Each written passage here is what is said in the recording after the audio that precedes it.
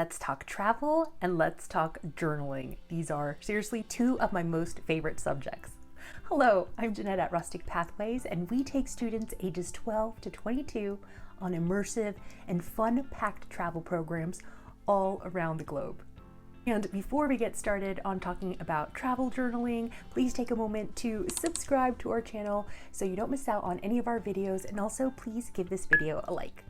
Okay, so back to travel, back to journaling. Today I'm sharing 5 tips on travel journaling. Now maybe you've never considered travel journaling before. You know, you have your cell phone, you can take pictures, you can take videos of where you're, wherever you are.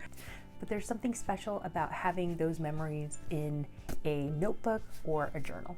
Now on to those tips. Tip number 1 is keep it simple. The world of journaling can be a rabbit hole, but it doesn't have to be complicated. So bring a notebook or a proper journal. It doesn't have to be fancy. What makes a travel journal special is your memories and what you add to it. So not necessarily the notebook itself. You can buy one of those composition notebooks. They're like $1. It doesn't have to be anything fancy or special, but if you want to, level up your journaling game, then definitely go for a proper fancy journal. Number 2 is keep your journaling supplies to the minimum. And this kind of goes back to keeping it simple, because all you really need is a pen. Honestly, that's it. And maybe a glue stick, because you can take mementos that you collect during your travel program, like ticket stubs to a museum, or maybe like a business card from a restaurant that you went to. You can just glue those things in as you go. You don't really need different colored markers or a bunch of stickers. I guess you can, but you don't necessarily have to pack all of those things in your backpack. So keep it simple and don't use too many supplies. Tip number 3 is to write in your journal every day. So this doesn't mean that you need to write like 3,000 words in it every day. No, keep your entries, again, back to simple. Keep them on the simple side. You can just write one thing, maybe something that you're thankful that you experienced that day, or maybe the highlight of the day, or the best thing that you ate that day. So just document that. It doesn't have to be anything super elaborate.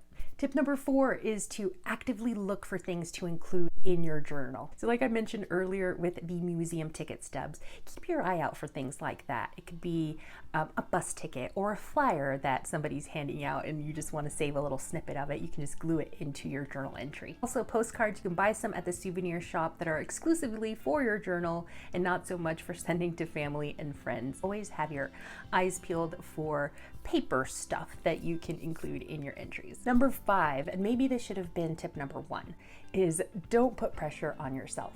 Personally, for me, if I miss one day of journaling, I beat myself up about it. Like, why? Why did I even start journaling if I'm not even gonna keep up with it? But don't put that kind of pressure on yourself. You can always catch up the following day, but do make an effort to try to write in it, because you're gonna be so grateful that you did in the future.